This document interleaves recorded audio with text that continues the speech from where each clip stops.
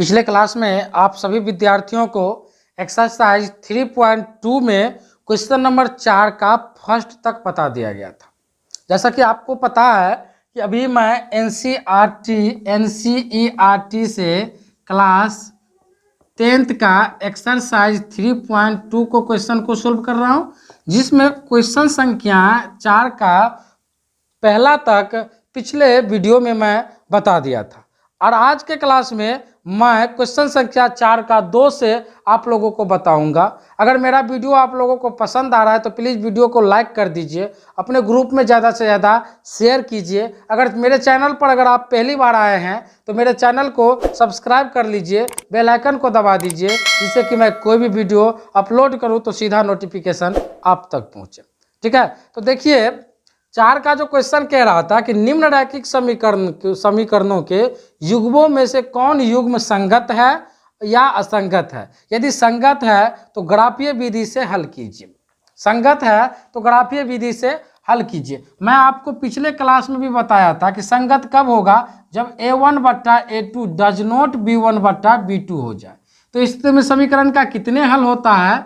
एक हल होता है। और इसका जो ग्राफीय निरूपण जो इसका होता है वह प्रतिच्छेदी होता है। क्या होता है? प्रतिच्छेदी। और समीकरण का जो निकाय होता है वह अविरोधी होता है। समीकरण का निकाय क्या होता है? अविरोधी होता है। यहाँ से आप शॉर्ट में बातों को समझिए। ठीक है, a1/a2 बराबर b1/b2 और बराबर c1/c2 हो जाए तो समीकरण का अनंत हल होता है। कितने हल होता है? अनंत हल होता है। और इस स्थिति में ग्राफीय निरूपण जो समीकरण का होता है वह क्या होता है? समपाती होता है। क्या होता है? समपाती होता है। और समीकरण का युग्म जो कहलाता है वह आश्रित कहलाता है। क्या कहलाता है प्रिय बच्चों?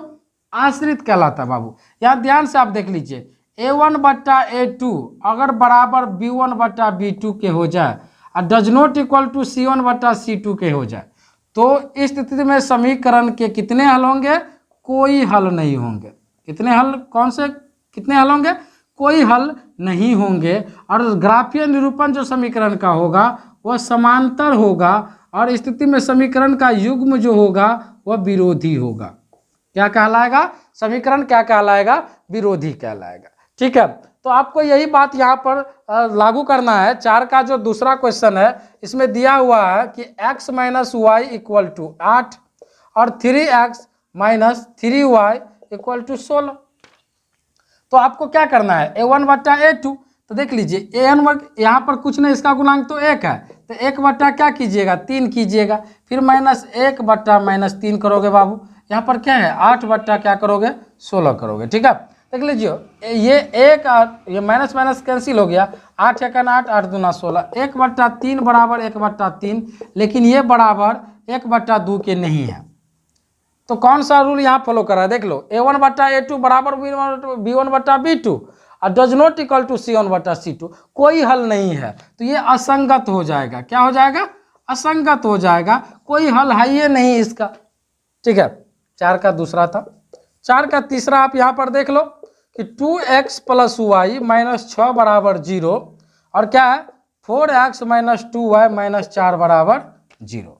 तो क्या करना है? 2/4 बराबर 1/-2। अब यहीं से देख लो, बराबर नहीं है, बराबर नहीं है। ये 2 × 2 2 दूना 4, ये प्लस में है और ये माइनस में है, बराबर नहीं है। तो बराबर नहीं है तो ये क्या हो गया? संगत हो गया। क्या हो गया? ये संगत हो गया। और जब संगत हो जाएगा तो उसको कह रहा है कि ग्राफीय विधि से उसको क्या कीजिए? हल कीजिए। ग्राफीय विधि से इसको हल करना है। तो आप इसे एक समीकरण मान लीजिए, इसे समीकरण 2 मान लीजिए। ठीक है, अब क्या कीजिए? यहाँ पर समीकरण 1 के लिए मान सारणी बना लीजिए। समीकरण 1 के लिए मान सारणी, तो देखिए समीकरण 1 के लिए जो मान सारणी बनाइएगा इसमें कम से कम आप 2 मान ले लीजिए। ठीक है, कितने मान ले लीजिए? 2 मान ले लीजिए। यहाँ पर देखिए ये x हो गया, ये y हो गया। ठीक है, x का मान 0 ले लीजिए और y का मान 0 ले लीजिए। x आप कुछ भी ले सकते हैं, आपके ऊपर ये मतलब डिपेंड है कि आप क्या मान लेते हैं, लेकिन हम यहाँ पर छोटा सा मान ले रहे हैं। x का मान 0 और y का मान 0। तो यहाँ पर आप लिख लीजिए कि जब x बराबर 0 तो ये क्या होगा? 2 × 0 प्लस वाई माइनस 6 बराबर 0। तो ये तो पूरा 0 हो गया, तो y माइनस 6 बराबर 0, तो y बराबर क्या आएगा, 6 आएगा। जब x बराबर 0 लिए तो y बराबर कितना आया, 6 आया। जब y बराबर 0 लीजिए, y बराबर क्या लीजिए, 0 लीजिए, तो इसमें मान रखिएगा, तो 2x माइनस 0 बराबर 6, तो 2x बराबर 6, 2 3 6, x बराबर 3, x बराबर कितना आ गया, 3 आ गया, x बराबर कितना आ गया, 3 आ गया। ठीक है, अब समीकरण 2 के लिए आप मान सारणी बना लीजिए। समीकरण 2 के, इसको थोड़ा सा मिटा देते हैं, यहाँ पर देख लीजिए, समीकरण 2 के लिए मान सारणी बनाना। ठीक है, तो यहाँ देख लीजिए, समीकरण 2 के लिए मान सारणी, समीकरण 2 के लिए मान सारणी बना लीजिए। फिर वही करना आपको, एक्स वाई। ठीक है, इसमें जो है x का मान क्या ले लीजिए आप, 0, फिर y का मान 0। तो जब x बराबर 0, ठीक है, तो यहाँ क्या रखिएगा, 4 गुने x का मान क्या ले रहे हैं, 0 ले रहे हैं, तो 0 माइनस 2y माइनस 4 बराबर 0। तो ये तो पूरा 0 हो गया, माइनस 2y, इसको इस तरफ भेजिएगा तो प्लस में 4 हो जाएगा, तो 2 दूनी 4, तो y बराबर क्या निकल गया, माइनस 2। जब x का मान 0 लिए तो y का मान कितना निकला, माइनस 2 निकला। अब लिखिए, जब y बराबर 0, y बराबर 0, तो 4x माइनस 2 गुने 0 माइनस 4 बराबर 0, तो 4x, ये तो पूरा 0 हो गया, बराबर इसको इस तरफ भेज दे तो 4 हो गया, 4 1 जा 4, यानी कि x बराबर कितना आ गया, 1 आ गया। x बराबर कितना आ गया, 1 आ गया। तो दोनों के लिए मान सारणी हम क्या किए हैं, बना लिए हैं। तो अब हमको क्या करना है, ग्राफ खींचना है, और ग्राफीय विधि से इसको क्या करना है, हल करना है। तो एक ग्राफ बना लीजिए, यहां पे देखिए, ये देख लीजिए, ये x हो गया, ये x डैश, y डैश, ये क्या हो गया, 0 मूल बिंदु। ठीक है, यहां समीकरण 1 में आप देख लीजिए, मान सारणी क्या है, x का मान, यहाँ सबसे अधिकतम मान क्या है, 6, तो 6 तक ले लीजिए आप सभी में, 1 2 3 4 5 6, minus 1 minus 2 minus 3 minus 4 minus 5 minus 6, 1 2 3 4 5 6, minus 1 minus 2 minus 3 minus 4, और ये माइनस 5, और ये आ गया माइनस 6। ठीक है, माइनस 6। तो x का मान 0, तो y का मान क्या लेना है आपको, 6। तो x का मान 0, तो y का मान क्या लेना है, 6। तो यहाँ पर आएगा 0,6, 0,6। फिर x का मान 3, तो y का मान 0 लेना है, x का मान 3, तो y का मान क्या लेना है, 0। तो 0 तो यही आएगा, x का मान 3 ये है, तो 3 कोमा क्या हो गया, 0 हो गया। अब इसको क्या कीजिए आप, यहाँ से मिला दीजिए, यहाँ से क्या कीजिए, मिला दीजिए, किसका, किस समीकरण का ग्राफ हो गया, 2x प्लस वाई माइनस 6 बराबर 0 का ग्राफ हो गया ये। ठीक है, फिर समीकरण 2 के लिए जो मान सारणी है उससे आप ग्राफ बनाइए। समीकरण 2 में x का मान 0, तो y का मान माइनस 2, x का मान 0, तो y का मान माइनस 2, यहाँ आएगा 0 कोमा माइनस 2। ठीक है, और फिर क्या, x का मान 1, तो y का मान 0, ये 0 हो गया, और ये क्या हो गया, 1 हो गया। तो x का मान 1, तो y का मान 0। ठीक है, अब आप क्या कीजिए, अब इसको जो है आप फ्री हैंड से मिला दीजिए, फ्री हैंड से आप क्या कीजिए, मिला दीजिए। तो ये जहाँ पर कटा है, जहाँ पर ये कटा है, वो उसका क्या देगा, मान देगा। तो देख लीजिए, आप ग्राफ पे जो बनाते ना, तो वह सही से मिलता, लेकिन हम तो ग्राफ पर नहीं बना रहे हैं, इसलिए आप देख लीजिए जो इसका मान है, वह आंसर देख लीजिए, यहाँ पर आप आंसर 3.2, यहाँ जो आंसर है, यहाँ 4 का दूसरा, 4 का तीसरा है, संगत है, और y बराबर इतना, तो x बराबर 2 और y बराबर 2। देखिए यहाँ देख लीजिए, आप यहाँ से यहाँ पर मिला रहे हैं, तो मिल रहा है, थोड़ा सा अंतर है लेकिन मिल रहा है। यहाँ पर देख लीजिए, मिल रहा है, ग्राफ पर भी बना, ग्राफ पर जब आप बनाते तो पूर्णतः सही तरीका से मिलता, लेकिन यहाँ सही तरीका से नहीं मिल रहा है, थोड़ा सा ऊपर नीचे हो रहा है, क्योंकि दूरी लेने में थोड़ा सा दिक्कत हो गया। इसलिए आप यहाँ से लिख सकते हैं कि अतः x बराबर 2 और y बराबर 2। दोनों का मान कितना आया है 2 2। यहाँ की 2 2 पर ये दोनों क्या किया है प्रतिच्छेद किया है, इसलिए इसका आंसर क्या हो जाएगा 2 2 हो जाएगा। ठीक है, आशा करते हैं कि ये सवाल आपको समझ में आ गया है। आप लोग ग्राफ पे बनाइएगा, ग्राफ कॉपी पे जब आप लोग बनाइएगा तो पूर्णतः आपको सही से मिलेगा। और यहाँ पर जो देखिए हम दूरी लिए हैं ना, तो वो दूरी आगे पीछे हो सकता है, ठीक है ना।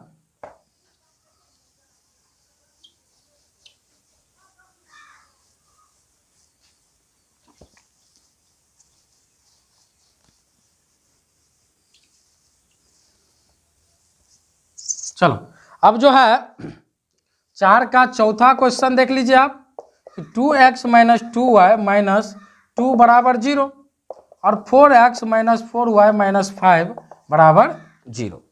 ठीक है, तो आप क्या कीजिएगा 2/4 बराबर माइनस 2/4 माइनस 4 बराबर माइनस 2/5, ये कट गया। ठीक है, अब ये 2/4 बराबर 2/4 है, लेकिन ये बराबर नहीं है, तो ये क्या हो गया असंगत हो गया, इसका कोई हल नहीं होगा, ये क्या हो गया असंगत हो गया। तो आशा करते हैं कि 4 का सारा सवाल आपको समझ में आ गया। ठीक है, अब जो है चलिए अगला क्वेश्चन है क्वेश्चन नंबर 5। क्वेश्चन नंबर 5 देखिए, क्वेश्चन नंबर 5 क्या कह रहा है कि एक आयताकार बाग जिसकी लंबाई चौड़ाई से 4 मीटर अधिक है। एक आयताकार बाग है जिसकी लंबाई चौड़ाई से 4 मीटर अधिक है। तो मान लीजिए, माना कि यहाँ पर आप मान लीजिए, माना कि आयताकार बाग की चौड़ाई को आप क्या मान लीजिए x मीटर। तो लंबाई क्या कह रहा है कि चौड़ाई से 4 मीटर अधिक है, तो लंबाई क्या हो जाएगा x प्लस 4 मीटर, क्योंकि चौड़ाई अगर x है तो लंबाई क्या हो जाएगा x प्लस 4 हो जाएगा, क्योंकि 4 मीटर क्या है अधिक है। ठीक है, अब कह रहा है कि इसका अर्ध परिमाप दिया हुआ आयताकार बाग का अर्ध परिमाप दिया हुआ है 36 मीटर। अर्ध परिमाप कितना दिया हुआ है 36 मीटर। तो प्रश्न से आयताकार बाग का अर्ध परिमाप क्या होगा। आयत का अर्ध परिमाप क्या होता है L प्लस बी होता है। कैसे होता है यहाँ देखिए, कुल परिमाप क्या होता है 2 इंटू लंबाई प्लस चौड़ाई, और इसका आधा कीजिएगा तो 2 से फिर भाग दीजिएगा, तो आयताकार बाग का अर्ध परिमाप क्या हो जाएगा लंबाई प्लस चौड़ाई हो जाएगा। फिर आयताकार बाग का अर्ध परिमाप कितना दिया हुआ है 36 दिया हुआ है, तो 36 इक्वल टू लंबाई कितना x प्लस 4 मीटर और चौड़ाई कितना x।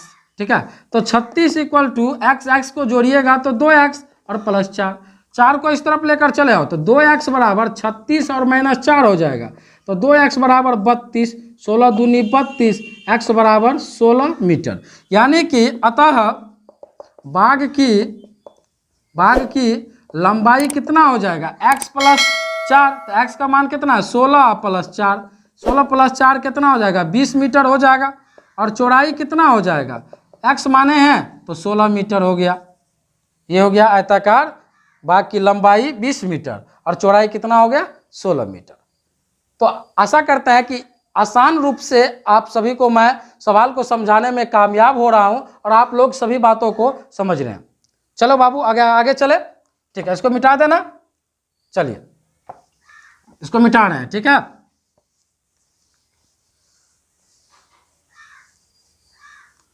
अब जो अगला क्वेश्चन दिया हुआ है एक्सरसाइज 3.2 का क्वेश्चन नंबर 6 कह रहा है कि एक रैखिक समीकरण इतना दी हुई है, समीकरण एक दिया हुआ है 2x प्लस 3y माइनस 8 बराबर 0।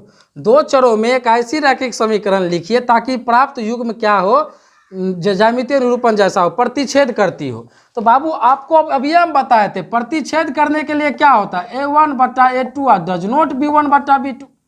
ठीक है, तो इस स्थिति में क्या करेगा प्रतिच्छेदी होगा, ग्राफ जो होगा ज्यामितीय निरूपण जो होगा प्रतिच्छेदी होगा। तो देखिए इसमें कहा कि एक दूसरा एग्जाम्पल लीजिए, एक समीकरण तो दिया हुआ है, एक दूसरा समीकरण अपने मन से लिखिए जो a1/a2 डज नॉट b1/b2 है। तो कोई भी समीकरण आप लिख लीजिए, देखिए 5x लिख लीजिए और यहाँ क्या लिख लीजिए 6y लिख लीजिए, माइनस 7 बराबर 0 लिख लीजिए, कोई फर्क नहीं पड़ता। अब यहाँ पर देख लीजिए 2/5 अब बराबर 3/6, 3 एकम 3, 3 दूनी 6 बराबर माइनस 8 बटा माइनस 7। तो 2/5 डज नॉट कितना हो गया 1/2, 2/5, 2/5 1/2 के बराबर नहीं है तो ये क्या हो गया, प्रतिच्छेदी हो गया। आप कोई भी एग्जाम्पल ले सकते हैं जो बराबर दोनों ना हो, आप कोई भी एग्जाम्पल ले सकते हैं, ठीक है। इसमें आंसर देखने की जरूरत नहीं है आपको। 6 का पहला हो गया। दूसरा में करा समांतर रेखा हो। समांतर रेखा होने के लिए क्या है, कोई हल नहीं हो, तो समांतर रेखा होने के लिए क्या होगा, a1/a2 बराबर b1/b2 और डज नॉट c1/c2। इस स्थिति में ज्यामितीय निरूपण क्या होगा, समांतर हो।